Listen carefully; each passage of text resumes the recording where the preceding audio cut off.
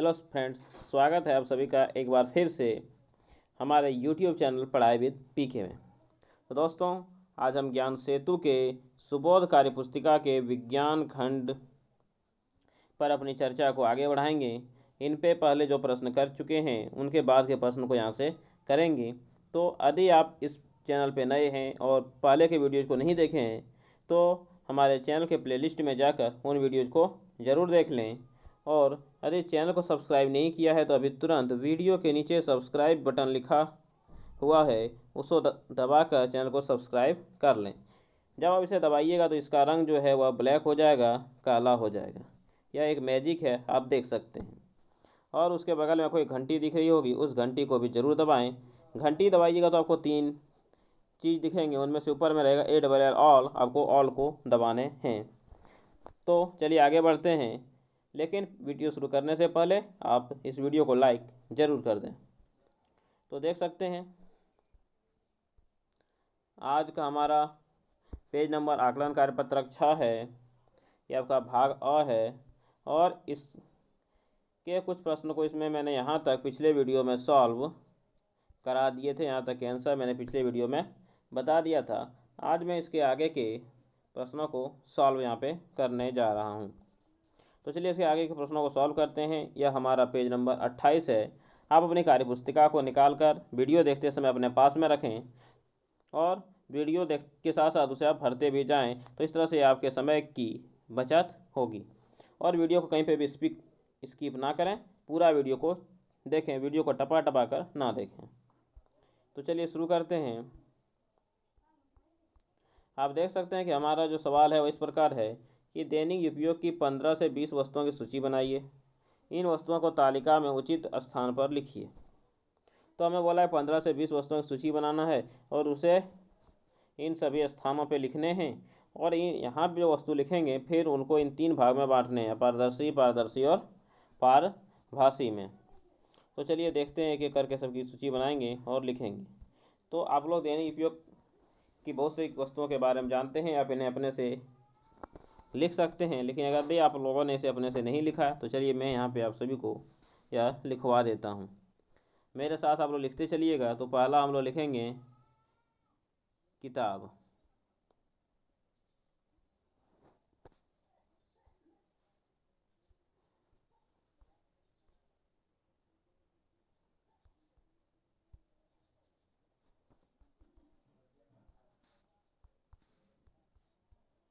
तो पहला मेरा हो गया किताब। इसी तरह से हमें दूसरा लिखने हैं। किताब के बाद आप लिख सकते हैं, देखिए आप, दीवार। आप सभी लोग दीवार को जानते हैं, ये होंगे क्या होता है दीवार, जो हमारे कमरों में होते हैं, घरों में होते हैं, जो कि एक कमरे को दूसरे कमरे से अलग करते हैं। तो आप इसी तरह से तीसरा लिख सकते हैं यहाँ पे। देखिए आप लोग शीशा तो सभी जानते हैं, दर्पण, ऐना। हाँ, तो आप लिख सकते हैं दर्पण।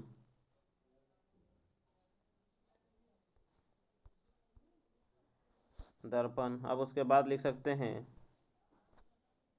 कागज। कागज का उपयोग तो हम सभी करते हैं, तो कागज। तो देखिए मैंने यहाँ पे 3 नाम लिखे हैं। पहला है किताब, फिर दूसरा है आपका दीवार, तीसरा है आपका दर्पण, चौथा है आपका कागज। इस तरह से हमें और लिखने हैं।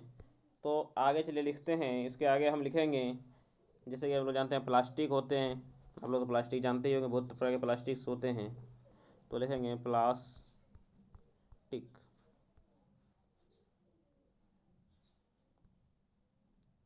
उसके आगे आप लोग लिखिएगा, आप लोग ये पानी का तो हम लोग डेली उपयोग करते हैं, तो प्लास्टिक के बाद आप लिख सकते हैं पानी। पानी के बाद आपको लिखने हैं, देखिए तेल जो होते हैं, बहुत से तेल होते हैं, सरसों के तेल, पेट्रोल, डीजल्स, ये सभी क्या हैं, तो ये सभी तेल हैं। उसके बाद आप लोग क्या लिखिएगा, तो आप लोग लिख सकते हैं, देखिए चश्मा। चश्मा भी बहुत कोई होता है जो कि पहनता है, तो चश्मा, या फिर इसे क्या बोलते हैं, बिल्कुल सही से ऐनक भी बोला जाता है। तो चलिए फिर सबको इसके सही जगह पे रख दें। तो मेरा हो गया एक प्लास्टिक,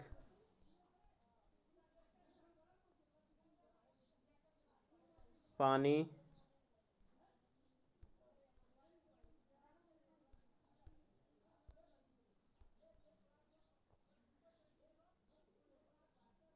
उसके आगे है तेल, उसके आगे है चश्मा। तो प्लास्टिक, पानी, तेल और चश्मा। चलिए उसके आगे के लिए जब हम लिखते हैं तो उसके आगे आप लिख सकते हैं कांच, शीशा, किवाड़, ये सब सब आप लिख सकते हैं। तो चलिए लिखेंगे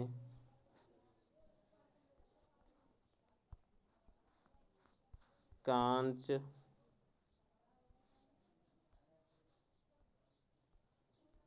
शीशा, आप लोग जानते हैं शीशा घरों में लगे होते हैं। उसके बाद आप लोग क्या लिख सकते हो, कांच, शीशा। देखिए किवाड़ तो सबके घर में होता है, जी हाँ, जो गेट पे लगा रहता है। तो आप लोग किवाड़ लिख सकते हैं, कांच, शीशा, किवाड़। देखिए आप लोग बहुत बार देखते हैं कि आपके पेज जो होते हैं उनमें तेल लग जाते हैं, तो उससे बोलेंगे तेल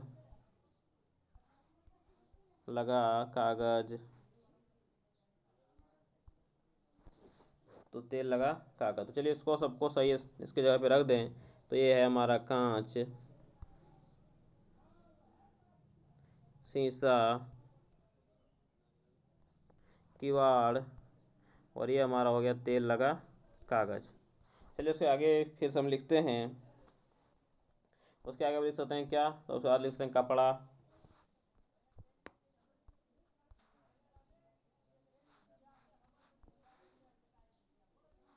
कपड़ा। फिर आप क्या लिख सकते हैं, देखिए आप सभी के यहाँ पे न्यूज़पेपर आता होगा, न्यूज पेपर, ये भी डेली उपयोग की वस्तु है। तो कपड़ा हो गया, न्यूज़पेपर हो गया।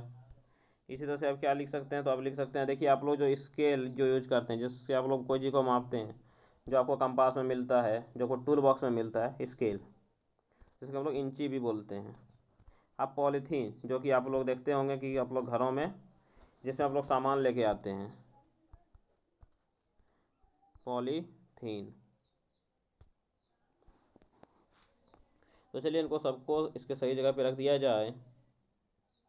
तो ये हो गया आपका कपड़ा, न्यूज़पेपर,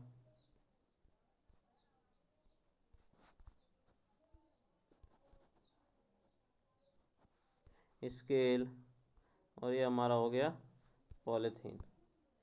तो कपड़ा, न्यूज़पेपर, स्केल, पॉलीथीन। इसी तरह से आप और क्या लिख सकते हैं, तो आप लिख सकते हैं, यहाँ पे आपको और लिखने हैं 4 नाम।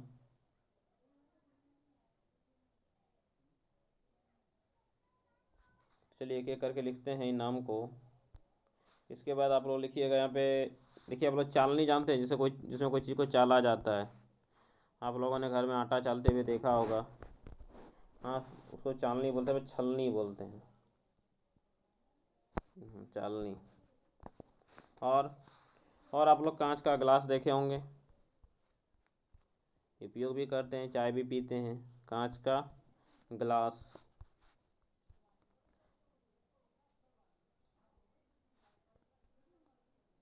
चलिए कांच का गिलास हो गया। उसके बाद एक आता है थीन पेपर, पतला कागज। तो चलिए यदि आप उसको नहीं लिख सकते हैं तो और आप लिख सकते हैं, लिख दीजिए पेट्रोल,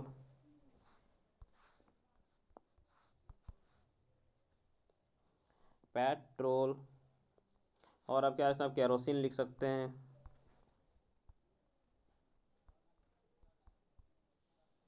पेट्रोल, केरोसिन, ऐसे सब आप लिख सकते हैं। तो देखिए मैंने यहाँ पे ये सब लिख दिए हैं।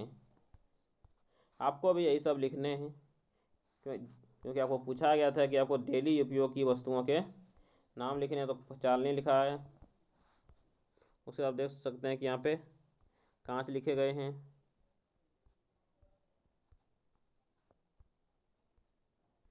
पेट्रोल है और केरोसिन है। इतने नाम यहाँ पे लिखे गए हैं। तो आप लोग इन्हें देख लीजिए, इतने नाम लिखे हैं, किताब, दीवार, दर्पण, कागज़। चलिए मैं इसे जूम कर देता हूँ एक एक करके। आप इन पांचों के नाम यहाँ पे देख लीजिए। आप इन्हें देख लिए होंगे और इन्हें लिख भी लिए होंगे। अगला आप यहाँ पे देख सकते हैं, उसके बाद आप यहाँ पे देख सकते हैं, और उसके बाद आप यहाँ पे देख सकते हैं। तो चलिए मैंने आपको एक एक करके सारे नाम दिखा दिए। अब हमें उनको अपारदर्शी, पारदर्शी और पारभासी में लिखने हैं। तो उन नामों को हमें अपारदर्शी, पारदर्शी और पारभासी के रूप में लिखने हैं। तो चलिए मैं आपको ये तीनों को 3 रंग से दिखा देता हूँ, आप उन्हें लिख लें। तो चलिए पहले अपारदर्शी की बात करते हैं। तो मैं अपारदर्शी को यहाँ पे पीले रंग से दिखाता हूँ। तो आपका हो गया अपारदर्शी। तो जो पीला रंग से लिखा हुआ है वो आपका हो जाएगा अपारदर्शी। तो चलिए, तो अपारदर्शी की जब बात बोलते हैं तो अपारदर्शी में क्या, अपारदर्शी उसको बोलते हैं जिनके पार की वस्तु को हम नहीं देख सकते। जैसे किताब की पार की वस्तु को आप देख सकते हैं, नहीं देख सकते। तो इसमें मेरा क्या आंसर हो जाएगा, इसमें आंसर हो जाएगा किताब। और कपड़ा के पार देख सकते हैं, नहीं देख सकते, कपड़ा हो जाएगा। दीवार के पार नहीं देख सकते, दीवार हो जाएगा। न्यूज़पेपर के पार आप नहीं देख सकते, न्यूज़पेपर हो जाएगा। दर्पण के पार आप नहीं देख सकते तो दर्पण हो जाएगा। किवाड़ के उस पार क्या आप नहीं देख सकते तो किवाड़ हो जाएगा। तेल, कागज़ के उस पार नहीं देख सकते, क्या है तो कागज़ हो जाएगा। तो इतना चीज़ आपके क्या हो गए, अपारदर्शी हो गए। तो अपारदर्शी में को क्या लिखना है, किताब लिखने हैं, कपड़ा लिखने हैं, दीवार लिखने हैं, न्यूज़पेपर लिखने हैं, दर्पण लिखने हैं, किवाड़ लिखने हैं और कागज़ लिखने हैं। चलिए उसके बाद जो हमको यहाँ पे दिया गया आप देख सकते हैं वो है पारदर्शी। तो चलिए पारदर्शी के लिए भी हम एक अलग रंग चूज कर लेते हैं। तो देखिए पारदर्शी को मैं यहाँ पे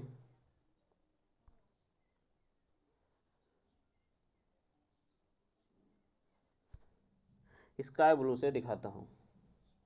तो चलिए आप इन्हें देख लीजिए, ये हमारे हैं पारदर्शी, मतलब कि जिसके पार की वस्तुओं को हम देख सकते हैं स्पष्ट रूप से।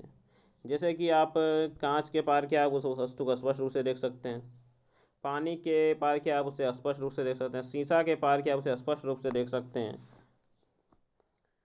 कांच के गिलास के पार के आप उसे स्पष्ट रूप से देख सकते हैं, चश्मा के पार के आप उसे स्पष्ट रूप से देख सकते हैं, केरोसिन ऑयल के पार के आप उसे स्पष्ट रूप से देख सकते हैं, पेट्रोल के पार के आप उसे स्पष्ट रूप से देख सकते हैं,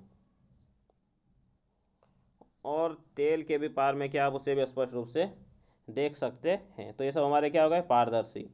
अब हमारा अगला है पारभासी। देखिए पारभासी वह होता है जिसके पार की वस्तु को हम देख तो सकते हैं लेकिन स्पष्ट रूप से नहीं देख सकते कि इधर क्या है। तो उसी को हम लोग बोलते हैं पारभासी। तो चलिए पारभासी के लिए मैं एक रेड कलर सेलेक्ट कर लेता हूँ। तो रेड कलर को मैं पारभासी से यहाँ पे दिखाता हूँ। तो पारभासी में अब क्या लिखे, तो प्लास्टिक आपका पारभासी है, चालनी आपका पारभासी है, उसके बाद आपका स्केल जो है वो पारभासी है, तेल लगा हुआ कागज़, पॉलीथीन, ये आपके पारभासी हैं।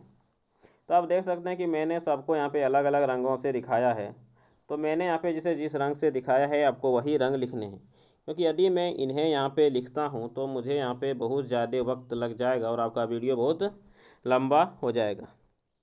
तो वो इसी तरह से लिखने हैं। तो आपको लिखने हैं कि किताब जो है, मतलब जितने में पीले रंग हैं वो हमारे अपारदर्शी हैं। आप देख सकते हैं कि जिनमें पीले रंग है सबको मैंने अपारदर्शी में लिखा है। जितने आपके इस रंग से हैं, स्काई ब्लू रंग से, वो आपको लिखने हैं पारदर्शी में, और जितने आपके रेड कलर से हैं वो आपको लिखने हैं पारभासी में। तो चलिए इसके आगे हम चलते हैं, आप इन्हें अच्छे से लिख लें। तो इसके आगे इस तरह से हमारा देखिए यहाँ पे पेज नंबर जो 28 था वो क्या हो गया, तो पेज नंबर हमारा 28 यहाँ पे समाप्त हो गया है। तो अब हम इसके बाद के पेजेस पे चलते हैं, और आप देख सकते हैं इसका अगला पेज यहाँ पे हमारे स्क्रीन पे है, और यह हमारा पेज नंबर 28 के बाद पेज नंबर 29 है।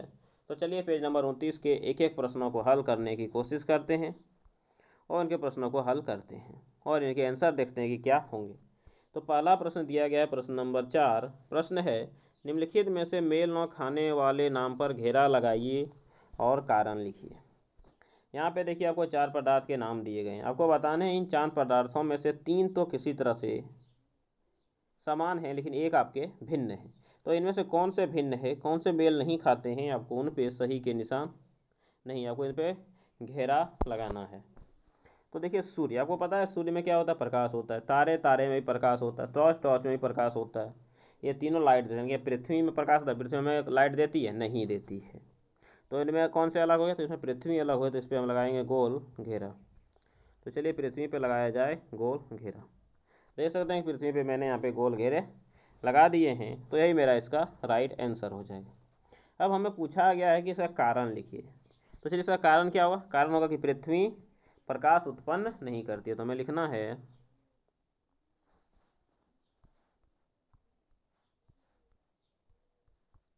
पृथ्वी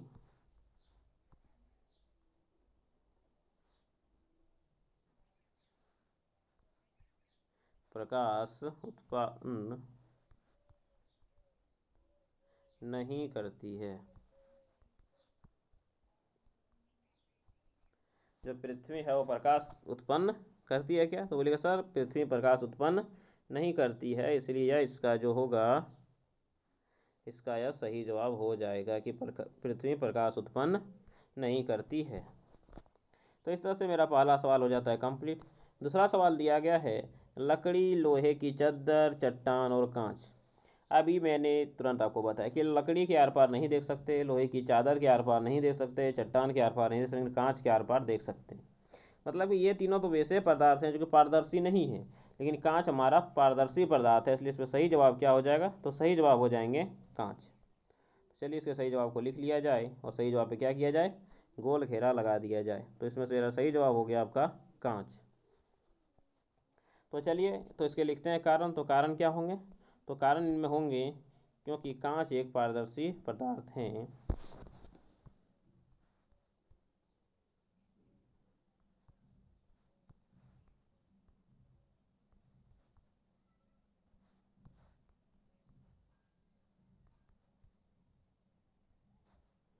हैं जबकि तीनों अन्य अपारदर्शी पदार्थ हैं।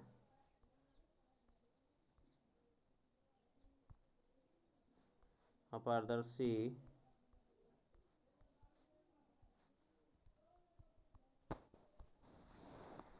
जबकि जो अन्य तीनों हैं वह क्या हैं, तो वह अन्य तीनों हमारे अपारदर्शी पदार्थ हैं। तो चलिए इसे भी मैं थोड़ा यहाँ पे जूम कर देता हूँ। चलिए ठीक है, तो आप इन्हें इसी तरह से नोट अच्छे से कर लें। तो क्या लिखिए कि कांच जो है वह क्या है, एक पारदर्शी पदार्थ है, जबकि तीनों अन्य क्या हैं, अपारदर्शी पदार्थ हैं। तो चलिए इसके आगे के सवाल पे चलते हैं। आगे का सवाल जो हमसे पूछा गया वह इस प्रकार है कि प्रकाश के निम्नलिखित स्रोतों के तीन तीन नाम लिखिए। आपको पता है कि प्रकाश के स्रोत जो हैं वो दो प्रकार के होते हैं। एक तो होता है जो कि प्रकृति ने हमें दिया है, और एक होता है जो कि हमें किसने दिया है, तो मैंने उसे, मानवों ने उसे खुद बनाया है। जैसे प्रकृति में देखिए सूर्य, सूर्य प्रकृति का है। रात में आप लोग तारे देखते हैं, वह प्रकृति के स्रोत हैं। आप लोग देखते हैं कि कहीं पे ज्वालामुखी उद्गार होता है, मतलब कि ज्वालामुखी क्या होता है, तो ज्वालामुखी होता है, मान लीजिए कि यह धरती है। अब वो पता है कि धरती के नीचे क्या है, धरती के नीचे मैग्मा है, मतलब कि पिघले हुए चट्टान हैं। और जब देखिए जब पिघले हुए चट्टान जो हैं उसको जब ऊपर आने के लिए जगह मिल जाता है, क्योंकि यहाँ प्रेशर बहुत अधिक होता है, तो वह यहाँ पे आग के रूप में निकलते हैं। आग, धूलकण, पत्थर, राख और सभी और इसमें होते हैं, सब पिघले हुए रूप में होते हैं, तो इससे बहुत ही प्रकाश भी निकलता है। तो इस तरह से ये भी एक प्रकाश का स्रोत है, लेकिन इसमें हमारा कोई रोल नहीं होता है, सब प्रकृति के द्वारा होता है। तो यह क्या हो जाएगा, ज्वालामुखी प्रकृति।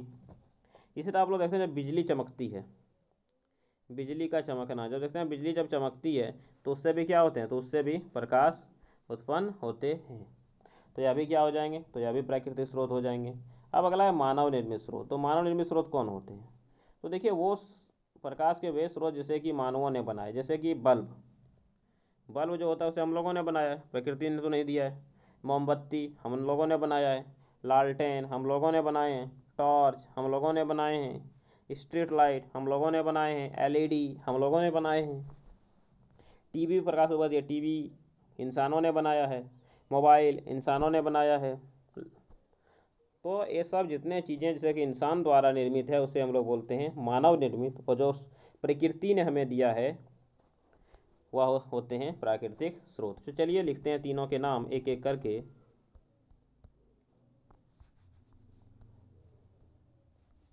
तो इससे पहले मैं इसे यहाँ से क्लीन कर लेता हूँ। तो चलिए लिखते हैं। तो प्राकृतिक स्रोत में क्या लिखेंगे, तो प्राकृतिक स्रोत में आप लोग लिखिएगा सूर्य, तारे, ज्वालामुखी, हमें तीन ही बोलेंगे, तीन ही लिखते हैं।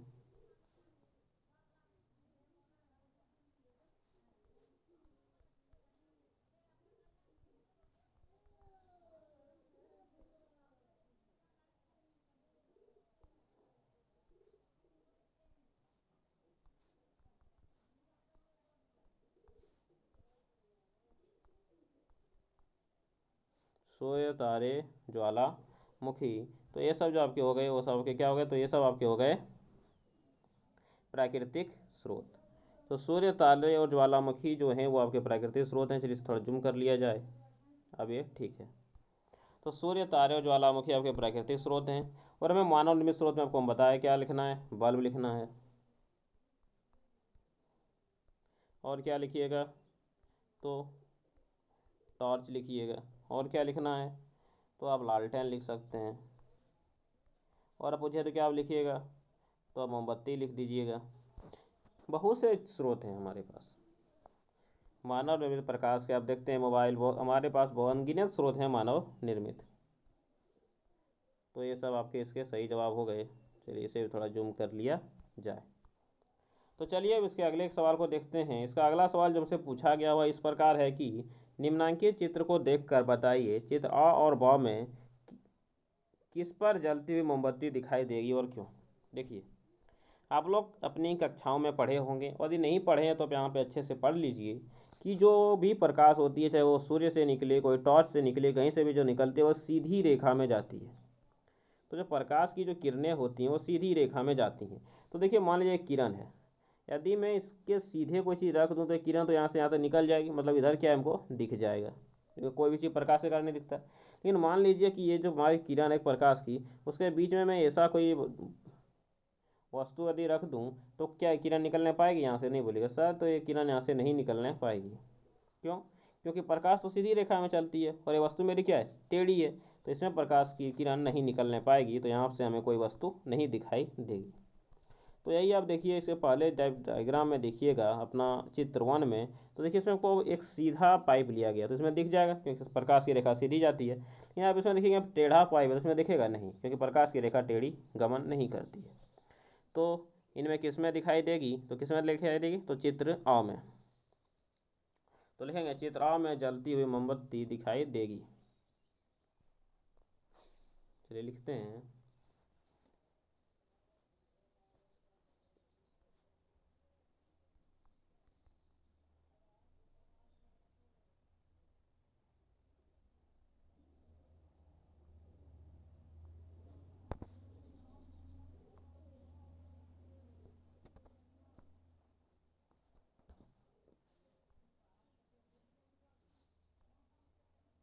इसमें आ शो नहीं कर रहा है तो इसलिए मुझे आ लाना पड़ेगा।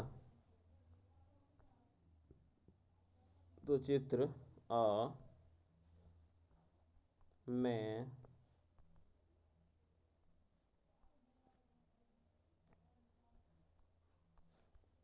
जलती हुई मोमबत्ती, चित्र अ में जलती हुई मोमबत्ती दिखाई देगी।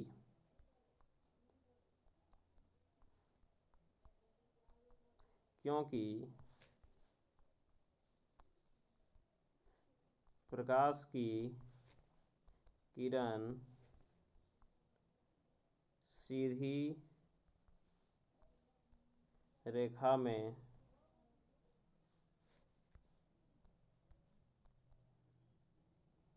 गमन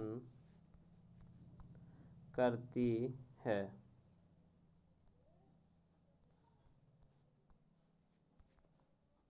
चित्र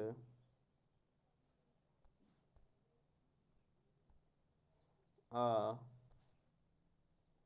की पाइप सीधी है, लेकिन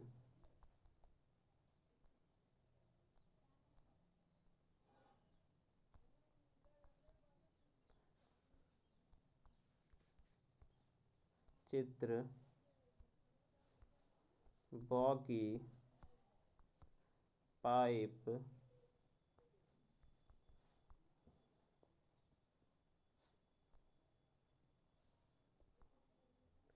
टेढ़ी है।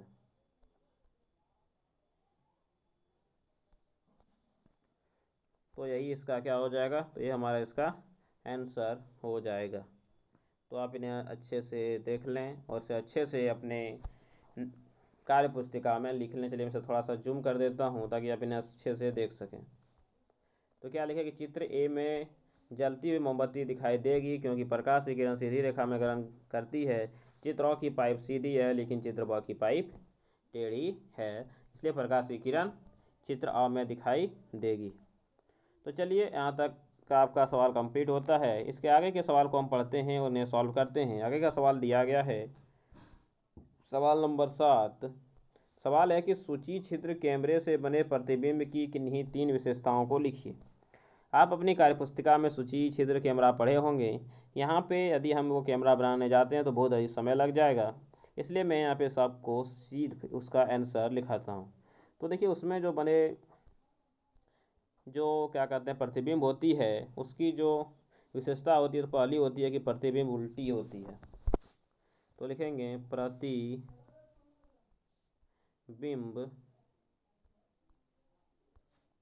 उल्टी। प्रतिबिंब क्या होती है? प्रतिबिंब उल्टी होती है, वास्तविक होती है और वस्तु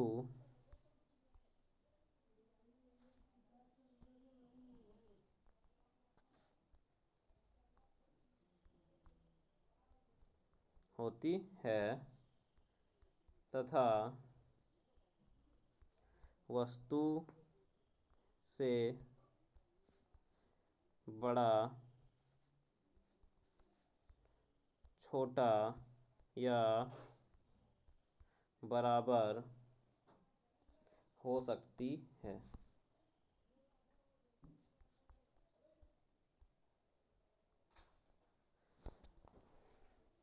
तो यहाँ पे इसका आंसर लिखा हुआ है, आप देख सकते हैं कि क्या होती है। 3 विशेषता लिख दिए। तो पहला क्या लिखे? तो पहला तो लिखे कि प्रतिबिंब क्या होती है, तो प्रतिबिंब उल्टी होती है। दूसरा, प्रतिबिंब वास्तविक होती है। और तीसरा, वस्तु से छोटा, बड़ा या बराबर हो सकती है। तो प्रतिबिंब उल्टी, वास्तविक होती है तथा वस्तु से छोटा, बड़ा या बराबर हो सकती है। आप इन्हें देख सकते हैं और आप इन्हें अपनी कार्यपुस्तिका में यहाँ से नोट कर सकते हैं। तो चलिए बढ़ते हैं अगले सवाल पे। यदि यहाँ तक वीडियो आपको अच्छा लगा हो तो वीडियो को लाइक की कर दें और चैनल पे नए हैं तो चैनल को ज़रूर से ज़रूर सब्सक्राइब करें और बेल आइकन को भी ज़रूर दबाएं। इसे अपने दोस्तों के साथ शेयर करें। तो चलिए चलते हैं अगले सवाल पे। हमारा जो अगला सवाल दिया गया है वो आपको दिख रहा होगा। सवाल है, प्रकाश परावर्तन के 2 उदाहरण अपने अनुभव के आधार पर लिखिए। बोला है कि प्रकाश परावर्तन के 2 उदाहरण अपने अनुभव के आधार पर लिखने हैं। तो चलिए लिखते हैं प्रकाश के परावर्तन के। तो देखिए सबसे पहला तो आप लिख सकते हैं कि यहाँ पे अगर कोई दर्पण है तो दर्पण में आप जो अपना सुंदर सा चेहरा देखते हैं वह किसके कारण होता है? प्रकाश के परावर्तन के ही कारण। क्योंकि अगर यदि आप यहाँ पे खड़े हैं तो आपको दर्पण में जो आपका सुंदर चेहरा दिखाई देता है वो प्रकाश के परावर्तन के कारण ही दिखाई देता है। ये आप हैं और ये दर्पण में आप दिख रहे हैं। चलिए ठीक है। और दूसरा क्या देख सकते हैं? देखिए आप दूसरा किसी का चेहरा देखते हैं। किसी को कैसे देखते हैं? मान लीजिए कोई व्यक्ति यहाँ पे खड़ा है, सुंदर सा एक व्यक्ति है, एक सुंदर सा व्यक्ति है यहाँ पे खड़ा है और आप सुंदर से चेहरे के साथ यहाँ पे खड़े हैं। ये आप हैं, ये वह व्यक्ति है। तो आप उस व्यक्ति को कैसे देख लेते हैं? आप जो है इस व्यक्ति को कैसे देख पाते हैं? तो ये भी प्रकाश के परावर्तन के कारण। चलिए देखते हैं कैसे। देखिए प्रकाश आती है, उस व्यक्ति के चेहरे पे पड़ती है और फिर उस व्यक्ति के चेहरे से प्रकाश घूमकर आपकी आंखों में आती है। उससे क्या देख होता है? तो उससे आप व्यक्ति को देख सकते हैं। तो क्या लिखेंगे? पहला तो लिखेंगे दर्पण में अपना प्रतिबिंब देखना और किसी व्यक्ति के चेहरे को देखना। चलिए लिखते हैं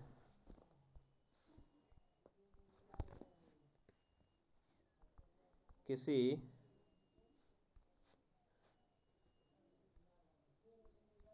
व्यक्ति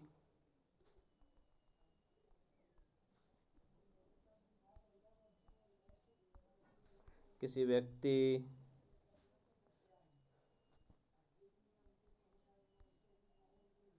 वस्तु आदि को देख पाना और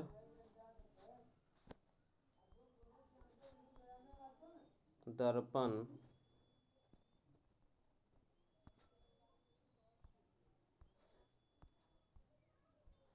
में अपना प्रतिबिंब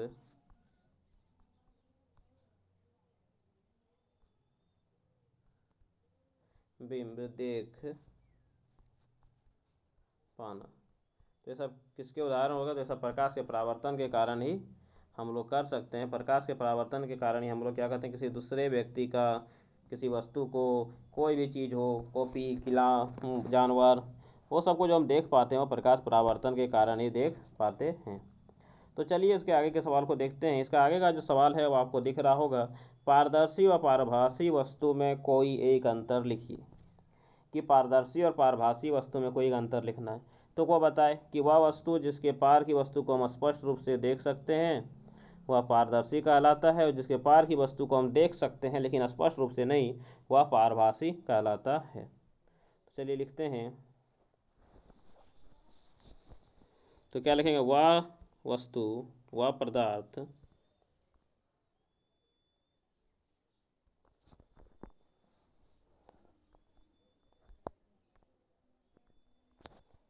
वह वस्तु जिसके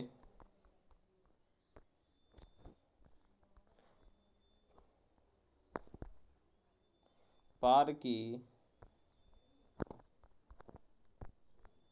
वस्तु को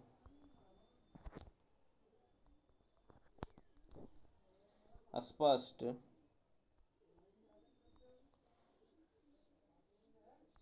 रूप से देखा जा सकता है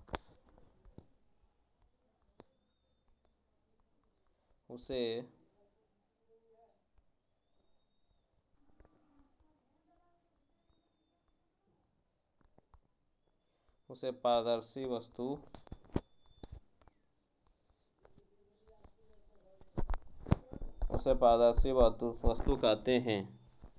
लेकिन पारभासी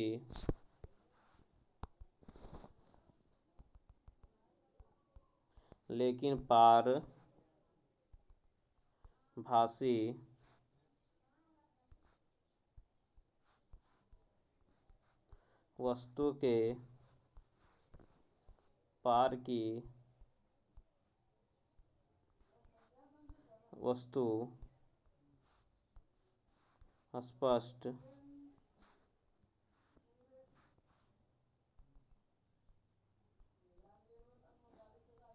वस्तु स्पष्ट रूप से नहीं देखी जा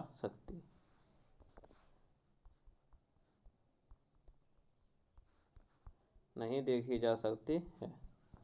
तो क्या होता है? वह वस्तु जिसके पार की वस्तु को स्पष्ट रूप से देखा जा सकता है उसे क्या कहते हैं? उसे पारदर्शी वस्तु कहते हैं। और वह वस्तु जिसके पार की वस्तु को स्पष्ट रूप से नहीं देखा जा सकता उसे पारभासी वस्तु कहते हैं।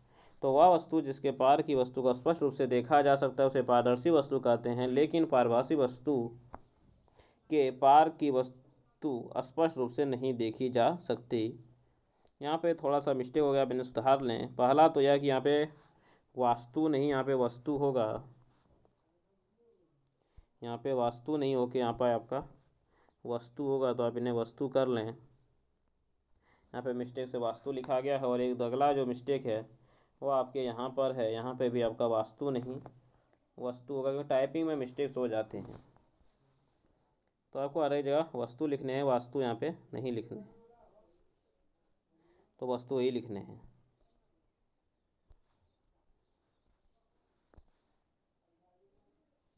इसी तरह से स्पष्ट रूप से नहीं देखी जा सकती, और यहाँ पे पर नहीं, आपको यहाँ लिखने हैं पार, जिसे पार की वस्तु का स्पष्ट रूप से नहीं देखी जा सकती है। तो चलिए चलते हैं अपने अगले सवाल पे, और यह हमारा इस चैप्टर का अंतिम सवाल है। हमारा पेज नंबर 29 का यह अंतिम सवाल है। तो चलिए अंतिम सवाल को देख लेते हैं। अंतिम सवाल दिया है, छाया बनने के लिए आवश्यक तत्वों के नाम लिखिए। तो छाया कब बन सकता है, कहाँ पे बनेगा? मान लीजिए कि यह एक पेड़ है, तो आप लोग देखते हैं कि पेड़ के पास क्या होती है? पेड़ के नीचे आपको छाया रहती है। क्यों? क्योंकि देखिए ऊपर से सूर्य का प्रकाश आ रहा होता है। यहाँ पे पेड़ क्या करती है? प्रकाश के मार्ग में अवरोध उत्पन्न करती है। तो क्या लिखेंगे? प्रकाश तथा अपारदर्शी वस्तु। तो जो क्या चीज़ें हैं जो होने चाहिए, तो पहला है प्रकाश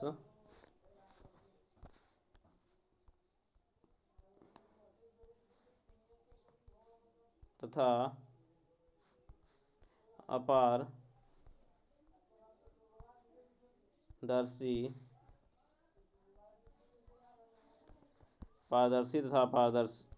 प्रकाश तथा अपारदर्शी पदार्थ। क्योंकि जब तक प्रकाश और पारदर्शी पदार्थ हमें नहीं प्राप्त होंगे तब तक हम कोई भी छाया नहीं देख पाएंगे। तो इसके लिए जो आवश्यक तत्व हैं प्रकाश तथा पारदर्शी पदार्थ ही हैं। तो चलिए हम अपना वीडियो आज का यहीं तक रखते हैं। फिर मिलेंगे अगले वीडियो में अगले पेज नंबर के साथ, पेज नंबर 31 के साथ। तो चलिए, लेकिन वीडियो समाप्त करने से पहले एक बार आप लोगों से फिर से निवेदन है कि यदि अभी तक भी आपने मेरे चैनल को सब्सक्राइब नहीं किया है तो अभी तुरंत वीडियो के नीचे जाकर सब्सक्राइब बटन दबाकर चैनल को सब्सक्राइब करें। और यदि आप चैनल को सब्सक्राइब करेंगे तो आपको एक मैजिक देखने को मिलेगा। मैजिक यह होगा कि सब्सक्राइब बटन जैसे ही आप दबाइएगा इसका रंग काला हो जाएगा। आप जैसे ही सब्सक्राइब बटन दबाते हैं तो ये सब्सक्राइब लिखा हुआ जो है वह सब्सक्राइब आपका काला हो जाता है।